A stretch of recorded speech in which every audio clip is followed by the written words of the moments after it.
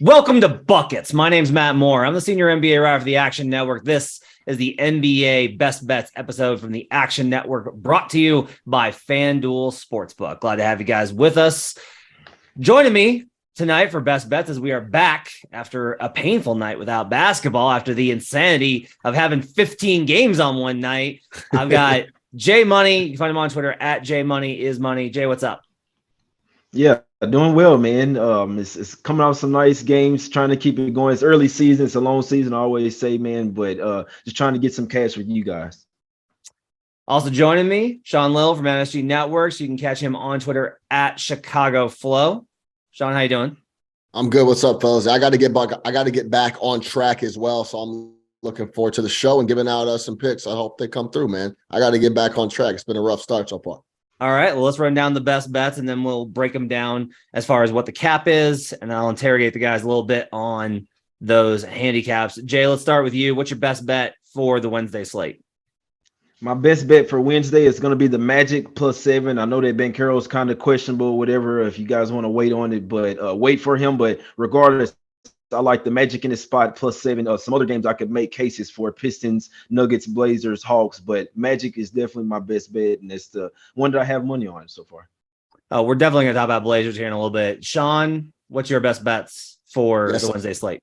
Yeah, I got a couple. I'm going Celtics team total over 118.5, and then I'm going Pelicans -1.5 against the Bulls.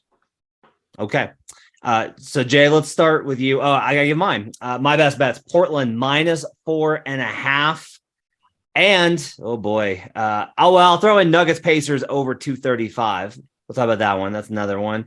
And then I can't believe I'm doing this, but I'm gonna give it out. Lakers money line +170. That's right.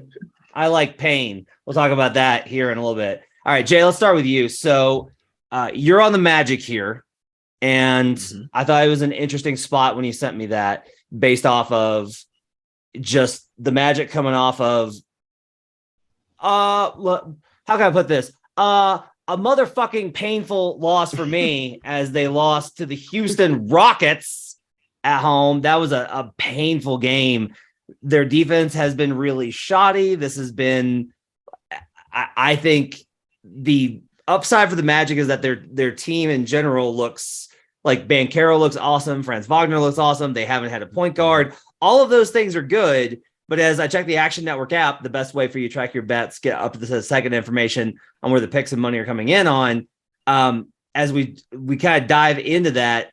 So, Jay, the Mavs here are -7 versus the Magic. Obviously, a rough spot for both teams with that 2 days off here. Magic coming off of a bad loss. What's your cap here for taking the Magic versus Luka?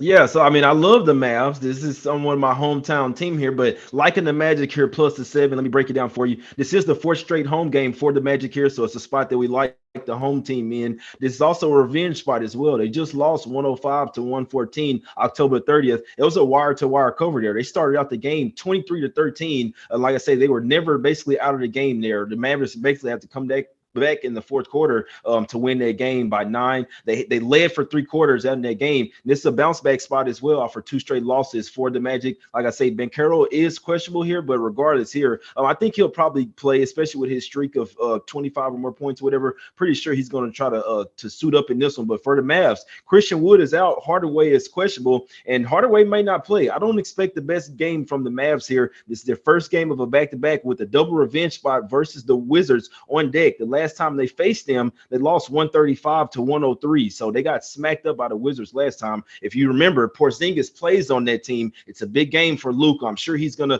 wants that game a little bit more. Let's just put it that way, in my opinion. They've won 4 straight games, but teetering on a loss as well. They've won the last 4 games by an average of 3.7 points. They're 0-4-1 against the spread last 5 games. First game on the road after 5 straight home games as well, which is also a phase spot. Early start on the East Coast. I see a flat spot for the Mavs. They're also 2-5 against the spread last 7 meetings versus in Orlando. Give me the Magic here +7. Yeah, the early start's tough. That's not a bad angle. I mean, it's not a far flight, right? It's Texas to Central Florida. So, all right, if we do a 4-point flip here on home court, and that's a little generous to Orlando's home court here, but we do a flip here, that gets us to Mavs -11 at home, and that does feel a little heavy. Like that feels a little heavy.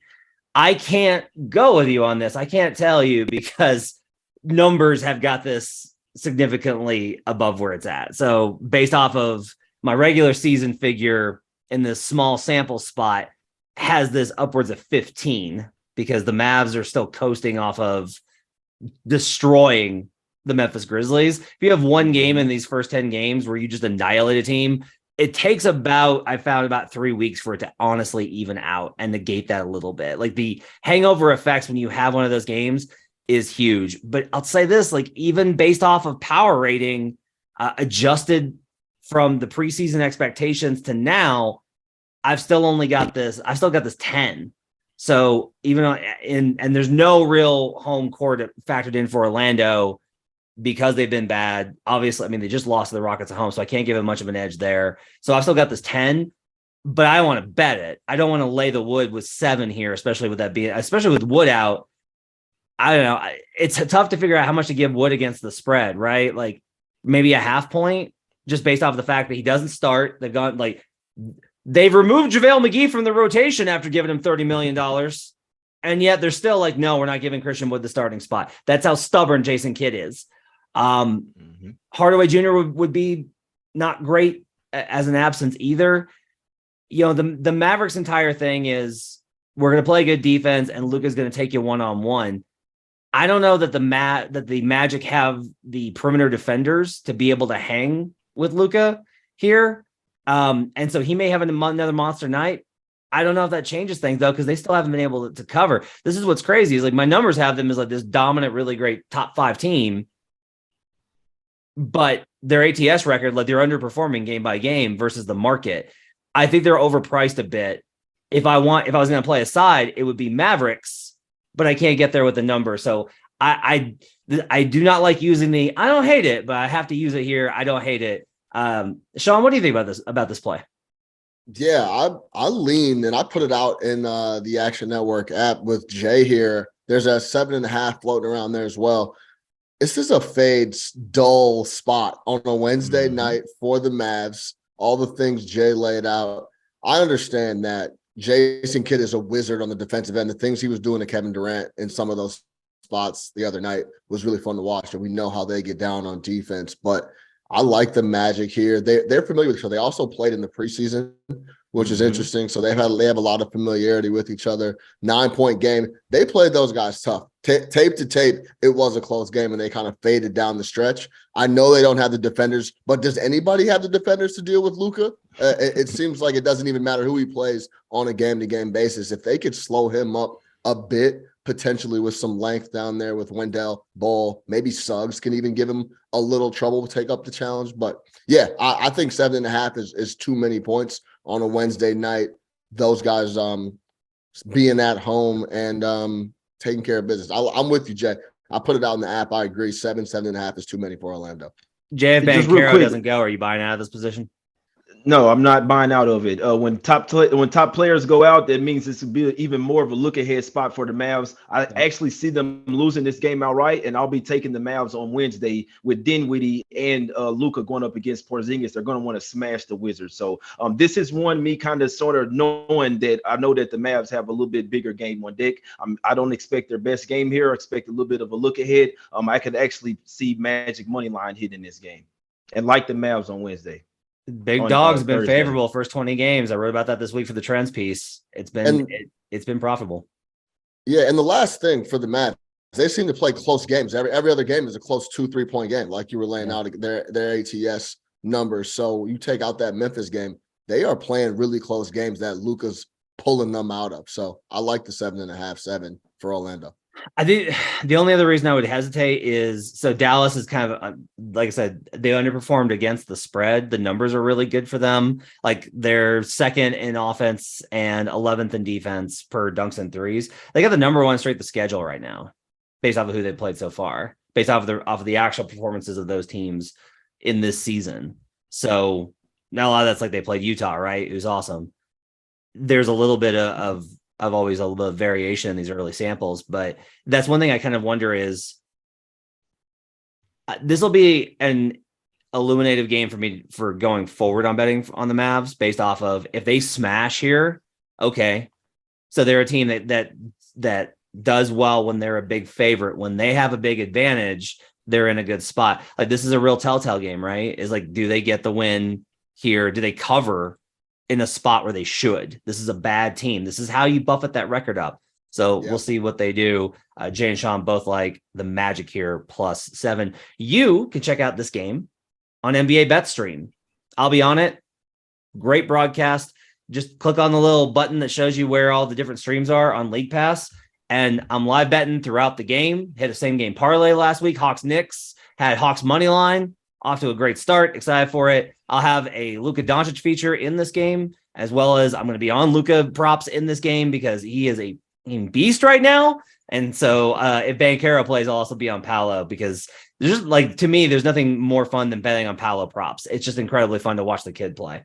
All right, Sean, let's go to yours right now. Let's start with the Celtics team total. I like this pick a lot. What's your cap for the Celtics team total over 118.5 versus the Pistons? Yeah, Celtics team total 118.5. Everything that I look at in this game points to me for them to score, for the Boston Celtics to score 120 easy on the Detroit Pistons. They've just been playing extremely efficient hoops on the offensive end. We already know what Jason Tatum is doing. He's completely locked in, similar to Luka. It seems like they both want to go after that MVP trophy, but their effective field goal percentage number 2 at 56.8. They lead the league in offensive rating. They've just been really extremely efficient on the offensive end, and Detroit doesn't have the bodies to do anything with Tatum or Brown, and they're brutal on D individually and as a team. Worst defensive rated team in the NBA. They're giving up 116.2 points per 100 possessions. Towards the bottom of the league in transition defense as well, to say the least. The Celtics can pick up some easy buckets here. I will say this: the Celtics don't do very well turning teams over. That's where they struggle. If they could turn over Detroit even a little bit here, I think they'll blow through the 120 number if you throw on those easy baskets. Celtics will be happy to be back at the crib after the little road trip in New York and Memphis. I like the Boston Celtics to take care of business. 11.5, the number was a little too rich. I think they might, that leaves a lot of back doors open, but I think they offensively take care of business at home and go over the number here. I see them scoring 120 plus. You know what's crazy in this game is that in half court defense, the Detroit Pistons are actually a better team so far this season than the Boston Celtics. Boston's D has been suspect to start the year for sure. Yeah. I like this play, and I'm going to tail you on it. I've got this modeled. I've got the Celtics modeled north of 130 based off of regular season numbers. Now, look, again, those are like possible. Those are heavily weighted towards the Celtics when they were shooting like 67% from three the first 4 games or whatever. So they're going to be a little bit wonky. Pistons defense is bad enough. Pistons give up a huge number of transition plays as well. I've got the Celtics projected here for 20 transition points. So that's going to buff it up as well. I like this because it's a way to play the specific angle of the Celtics offense versus the Pistons defense without playing the number. Don't love the number for a lot of reasons. Jay was talking to us before the show started about how the Pistons have covered versus the Celtics a lot. Plus, you mentioned like they're back home. I don't like teams when they've been on the road trip and come back home. Now, this wasn't a long one. It was a short road trip, right. But I do not like it when guys have been off for a while and then they come back, distractions from the family, trying to catch up on all the responsibilities at the house, whatever. That could be a distraction. So don't love that. But this is a great way, I think, to play it in particular with a number that I think is soft, even with it being relatively high at 118. I'll tell you on the over Celtics 118.5. Jay, what do you think about it? Just real quick, yeah, the team total could definitely hit the Pistons definitely will turn the ball over as well. They don't really have a lot of size down low, so if the Celtics keep it going, they definitely this definitely the offense and running and gunning. That's what they do. Just my points on the game. I'd like to take the Pistons here plus the 12. I might end up getting there. They do have the rest advantage. They're 8-0 against the spread last 8 games versus the Celtics. The road team in this series is 5-1 against the spread last 6 as well. Celtics only 1-3 against the spread last 4, 2-6 against the spread last 8 games. And this is also their 4th game in 6 days for the Celtics here. So I actually like the Pistons here plus the 12 quite a bit. I think they make it 9 straight covers versus Boston here. Second best bet, Pelicans -1.5 versus the Bulls. I'm the guy that will bet on and against my team. I'm a Bulls fan. I'm from Chicago. I watch those guys the closest. I'm a big believer in bet with and against the teams you know the best. And the Bulls are one of the teams I know the best across the board. I watch them frequently on a game-to-game basis and pay attention. The Pelicans want to get physical. We talk about this all the time. Matt, you laid it out last time we were talking about the Pelicans. They want to get physical and they want to get buckets at the rim. Number 1 in points in the paint at 56.7 a game. Big Valanciunas and Zion should destroy the Bulls at the rim. I don't see any way, shape, or form that they slow those guys up. That's been a big issue for the Bulls for a couple years now. I can say this because these are my guys. Nikola Vucevic is the softest big man in the league by a wide margin. He wants nothing to do with playing D down there. He wants nothing to do with banging. And I know we have a joke in my local group chat that he's a $30 million screen man. Like, that's how we feel about Vucevic. I know he does clean up the glass quite a bit, but a lot of those are uncontested. He just wants nothing to do with physicality. So I really like this spot for the Pelicans against the Bulls. Without Drummond is the big key. When Val's getting beat, or not Val, excuse me, when Vucevic is getting beat up down there, we've been going to Drummond. Drummond's been rebounding for the Bulls, and he's not going to be around. I just don't like this spot for the Bulls. Bulls giving up 48 points per game in the paint. That's 14th in the league. And then when you pull Drummond out of there, it goes down even more. The next big man on the Bulls is, I guess, Pat Williams, who doesn't play big at all. This is a bad matchup for the Bulls for me. I'm going to lay the 1.5 on the road with the Pelicans at -1.5. The Bulls lean on, we know, DeMar and Levine to score a bunch of points. Pelicans coming off back-to-back L's. I like this spot for New Orleans. Mm-hmm. All right. So I'll challenge you a little bit on this one. Let's pick this one apart real quick. All right. So you got some numbers here for you. Vucevic in his career versus Val is 4-7 straight up, 5-6 against the spread.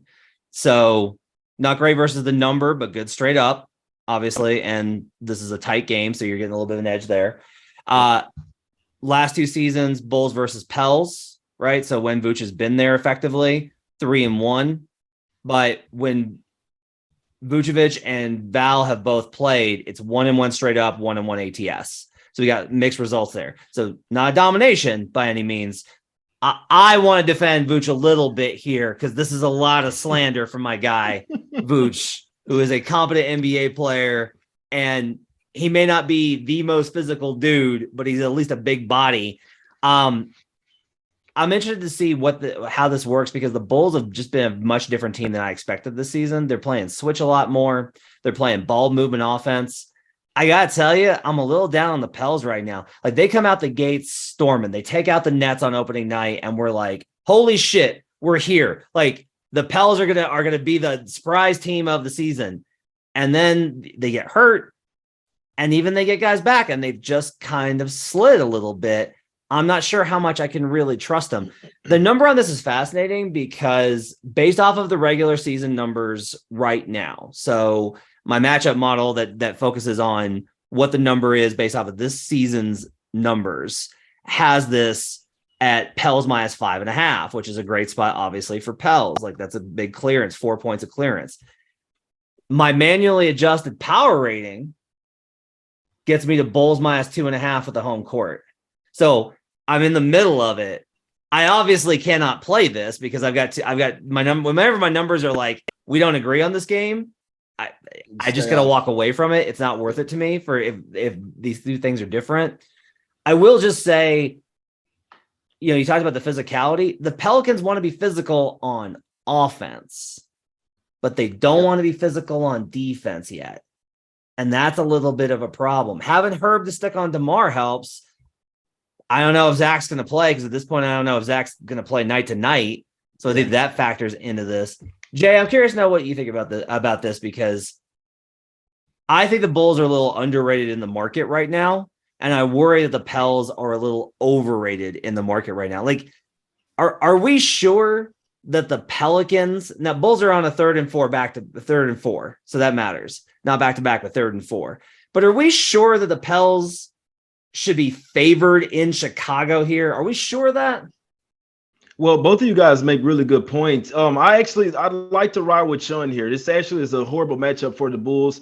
He's right. Obviously, this team now, Vucevic, he doesn't have what it takes to go up against Val, and it's not just him. When you got guys like when you got Larry Nance coming off the bench as well. These guys, I mean, Herb Jones going to be trying to get into the paint. Zion Williams, who's sticking Zion in this game, man? Who's going to stop some of these guys getting to the rim? Ingram, Herb Jones, McCollum, Williams, Zion, Valanciunas, even Trey Murphy and Nance coming off the bench as well. Don't let guys like Jackson Hayes play in this game. So I can tell you why exactly why the Pelicans have kind of been slowing off a little bit. They just played 5 of their last 6 games on the road, kind of been all over the place. 2 of those games were in overtime as well. So they were supposed to look that bad in Indiana, but after them taking the game off, I do expect them to come to play here. 0-4 against the spread last 4, only won 1 of their last 4 games. The Bulls are 4-1 against the spread last 5, but I'm right there with Sean. This is not a good matchup for them, especially down low and in the paint. I might get there with Pelicans -1.5 and ride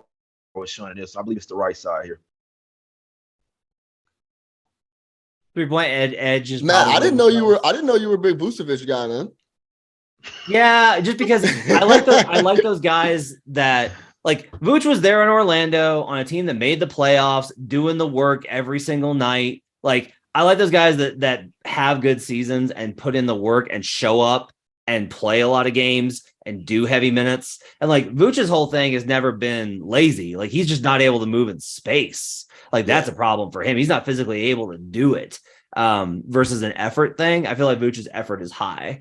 The 3-point edge probably leans towards Pelicans here. I can't bet this. I'll be very interested to see how this one works out. You guys have made a strong enough case for me, at least to not get me to be contrarian and back the Bulls on a money line play. Let's talk about Portland. So I really like Portland here. That's honestly my best bet on the night. Jay, what do you think about Portland -4.5? Yeah, I couldn't talk you off this one. Blazers are 4-1 against the spread last 5. They're playing with a lot of confidence. Obviously, Josh Hart coming off that game-winning 3-point shot right there, can really kind of propel a team to go off on a winning streak. Hornets 0-5 last 5, straight up, right where they're supposed to be. It's not surprising. Blazers also 7-3 against the spread last 10 meetings. I could only play the Blazers here. Sean, what do you think? Yeah, it's simple as that. I agree 100%. They've just been playing really, really good basketball, and they seem to really like each other. That doesn't get talked about enough. They're just having fun together. I think there's no expectation on them coming into the year. It was kind of one of those things where Dame is back in the fold. Let's see what we do, and they're playing really well with each other. They got a bunch of guys that can score. Hart is a great addition to the whole thing, now fully loaded for a full season. So, yeah, I couldn't look at Charlotte in this spot. I looked this up since 2019, 2020. So last 3 seasons here. The Hornets, rather, without Gordon Hayward, when he does not play, are 49-81 straight up, 37.7%. Now, the ATS number is 50%, 63-4. So that's got to be factored in here. But if we then look at if LaMelo Ball is also out, it drops to 28-53, 35% straight up, and still about the market actually factors it accurately at 49%. I can't get here on this team. I feel like the Hornets are getting way too much credit. So I'll play Blazers -4.5 or 5 or 5.5 or 6, honestly, as my best bet. Let's talk about a few more before we get out of here. My other play for the night that I want to talk about is the Lakers. So, all right, taking on the Clippers. Team's garbage. Team's horrible. No doubt, no question. Not going to sit here and try and argue that the Lakers are underrated in the market. Not going to sit here and try and tell you that this team is heading anywhere good. Not going to try and tell you this team doesn't get blown up by Christmas. What I am going to tell you is that the Clippers suck too right now. And they got that big comeback win versus the Cavaliers. Maybe they build on that. It's entirely possible that they build on that game, that win versus the Cavaliers. But it took a 16-0 run for a team at the end of a West Coast road trip, coming off of all these big wins. It took that for them to get back into this game. The Clippers have been one of the bottom 5 offenses in the NBA this season. I don't understand why, but it's not just shooting percentages. They're not taking enough threes. They're like 20th in 3-point rate. They don't have a great pick and roll weapon. They don't have any of these combos. Kawhi's clearly not back out.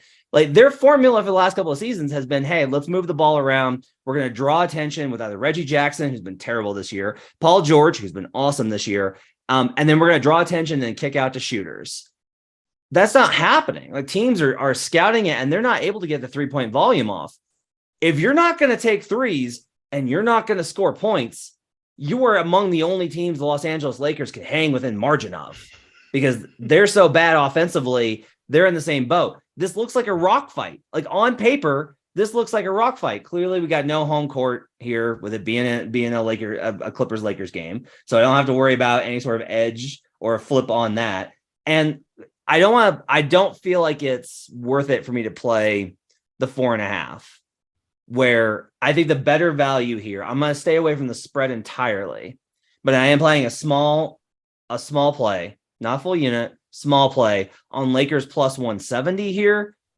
Yeah, we'll see LeBron. Sure. We'll find out his availability. I don't really care, because I think this is basically a college game. If we have two offenses that can't score, I'm within margin, and I'll go ahead and I'll take the plus money. Jay, what do you think? I actually couldn't talk you off there. This would actually be a nice this would fit my system of fading the public and going against the whole world and cash, and line open up at 5.5. It's going down to 4.5 as well. Obviously, the Lakers have not looked well. They get back Patrick Beverly here, so at least that helps. And going up against the Clippers, we know that he's going to be in the team's ear. He's going to want this one. They've lost 8 straight to the Clippers, so you get 8 times revenge there. With the Clippers are 8-1 against the spread last 9 meetings, but like you said, without having Kawhi here, the offense is really stagnant. It's the deepest team as they are, really good defenders. They can switch everything, but the offense can really get stagnant. We know the Lakers, they can play really good defense, and they try to run and gun. I wouldn't be a bit surprised to see the Lakers win and cover this game, especially with this being an ESPN game, everybody being on the Clippers here. I couldn't talk you off there, man. I might play the Lakers here personally. Yeah, a little rested LeBron. If Marcus Morris doesn't go crazy and start hitting jumpers as well, they lose that game. That was a really interesting way for them to get back into the game. Paul George started going crazy. Marcus Morris was hitting jumpers. It was a very balanced scoring attack across the board for the Clippers. But yeah, like you said, Matt, no one you're really scared of outside of Paul George. So yeah, I mean, I do like the spot. It is an interesting revenge ESPN. LeBron almost may have rested to get to this game. That's something that's not really talked about. So yeah, this is an interesting spot right here for the Lakers. Real quick, I'm taking over at a high number, but my miles got it over. Nuggets Pacers over 235. A couple of folks over at Action are on this game already. It's a high number. I'm not saying it's not a high number, but the Pacers are just all offense. Nuggets defense has been a little bit better, but they've played teams like the Thunder and the Spurs in order to get that number back where they wanted it to be. The Pacers have a lot of offense. Tyrese Halliburton should absolutely rip to pieces their pick and roll coverage. They don't have a good point of attack. They play too much drop right now. This is a Nuggets team. I think that their offense night to night, their ceiling is going to be, or their floor is like on a normal night, their floor is going to be like 110. So I think that there's every reason to think that they can put up a huge number. I wouldn't be surprised if this game was close. I wouldn't be surprised if this game was an absolute track meet. Denver's been playing faster, which is a little surprising. They've been playing a little bit faster this season. Their pace isn't as grinded out as it has been the last couple of years. So with how fast Indiana runs and where Indiana's offense at, I'll take the over at 235. Any thoughts on that one, Jay? I don't have many thoughts on that one. I do know what the Pacers are 5-0 against the spread last five. So I do think at some point they're about to drop one. If I'm playing that game, I look towards the Nuggets. I think they get whatever they want offensively in this one. So I think that bodes well for you over here. And then finally, this one I want to talk to you guys about. I want to talk about Raptors Rockets. Okay. So Houston gets the win. It's a road trip. So they get the win in Orlando. They fly to White Vegas. They're playing Toronto. Toronto's a 9-point favorite. So we flip this, and this is only Raptors -5 in Houston. That sounds soft, but then we got factor Siakam. My question would be, Jay, how much do you think Siakam is worth to the spread for Toronto? Well, as far as like just points wise, I can't really put my finger on it, but he's worth more than people think, in my opinion. This is the thing about the Raptors, though. They have a lot of different type of guys that do the same thing. So I always say if they're hitting threes, this Raptors team is so scary because they're just defensively, they're top tier. I can't tell you, I'm not taking the Rockets here. This is somewhat a throwout game for me. I'm not really strong on either side here, but I wouldn't be surprised if the Raptors did whatever they wanted versus the Rockets here. They could really shut them down, whatever the Rockets want to do here. I always feel like if the Raptors aren't getting those defensive calls against them, it's their type of game. Any game that they're allowed them to play that sticky type of defense could be their game. I don't like the Rockets really on the road. They're coming off a win. It's a tough game for me, man. I'm sorry. I don't really. This is a game that I really just threw out here. I'm sorry. Siakam is worth two and change, in my opinion. The reason I bet the Bulls the other night against Toronto is because Siakam was going to be able to impact the game inside. He wasn't around. And then Fred VanVleet was going to have to take care of business. Fred played well, but missing Siakam was a big reason that the Bulls got that W, in my opinion. And that's why I'm fading the Bulls coming up here tomorrow or tonight, because I think that inside they're going to have too much trouble dealing with the Pels guys. You think 2 points for Siakam is too many, Matt? No, I think it's light. Yeah. I think the market is at 2. Right. So bookmaker, this has kind of been how I've used the estimation. I asked a bookmaker one time, we were getting drinks. And I just spit out a bunch of players and, he had them off the top of his head. And I asked him, like, Paul George is 3. So if Paul George is 3, Siakam's probably got to be 2, non-all-star, not considered that high. But I think Siakam needs to be a full 3 points. So there's probably a point of value here in the market, in the number on Toronto or on Houston, because this probably hasn't adjusted enough for the loss of Siakam. Yeah. Mm-hmm. Problem is, I just can't get to, if this is in Houston, Raptors -5. Like if it's Raptors -5 in Houston, I'm smashing this. Right. Laying double digits is a lot, but I can't. I think it's a stay away. I think it's an interesting game, though, from the perspective of, okay, did Houston just play a shitty Magic team and get it together?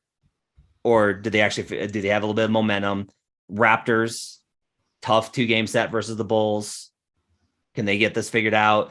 Can they figure out how to win without Siakam because they play starters so heavy, but the Houston bench isn't great? It's a fascinating game. Like I kind of want to play Toronto because I think the number's light, but without Siakam, I think it's a stay away. I just want to kind of get your thoughts on that as well. All right, let's go wrap it up for Buckets. Thanks for joining us. You can follow Jay on Twitter at JMoneyIsMoney for all his picks, as well as in the Action Network app. You can follow Sean the same at Chicago Flow on Twitter. Make sure to rate, review, and subscribe. Download the Action Network app. You can catch this show as well as our show Green Dot Daily, bringing you the daily betting agenda and all of our great podcasts as football season continues now into the stretch run of the season. Thanks for joining us, everybody. See you guys again tomorrow.